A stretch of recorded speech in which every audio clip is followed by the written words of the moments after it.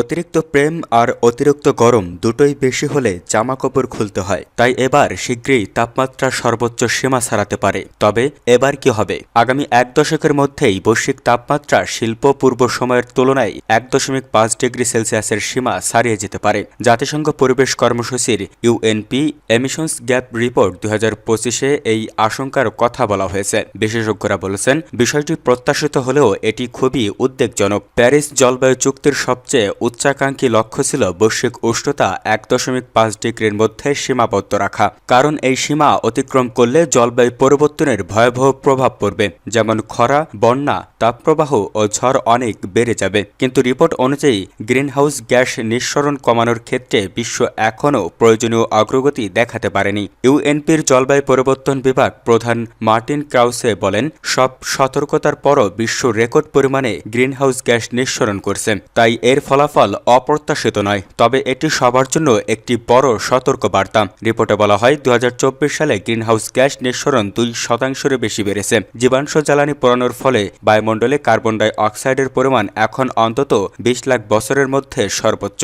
এই গ্যাসগুলো পৃথিবীর চারপাশে চাদরের মতো তাপ আটকে রাখে, ফলে তাপমাত্রা বাড়ছে। ইউএনপি বলছে, দেশগুলো যদি তাদের প্রতিশ্রুতি পুরোপুরি বাস্তবায়ন করে, তবুও শতাব্দীর শেষে পৃথিবীর গড় তাপমাত্রা 2.3 থেকে 2.5 ডিগ্রি সেলসিয়াস পর্যন্ত বাড়তে পারে। এটি জলবায়ু ব্যবস্থাকে অস্থিতিশীল করে তুলতে যথেষ্ট। বিশেষজ্ঞরা জানান, একক কোনো বছরে 1.5 ডিগ্রি তাপমাত্রা ছাড়ানোর চূড়ান্ত ব্যর্থতা নয়, দীর্ঘমেয়াদী গড় তাপমাত্রা গুরুত্বপূর্ণ।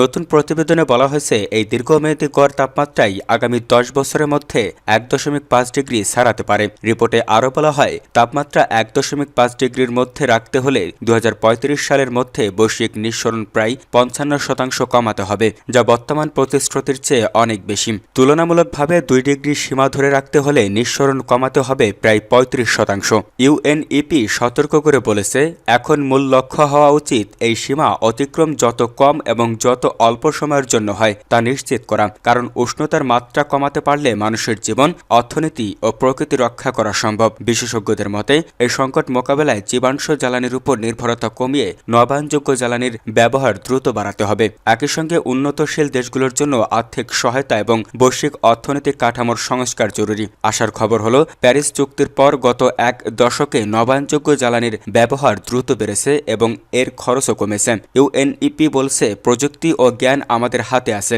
এখন এই সংকট নিরসনের প্রয়োজন শুধু রাজনৈতিক সদিচ্ছা।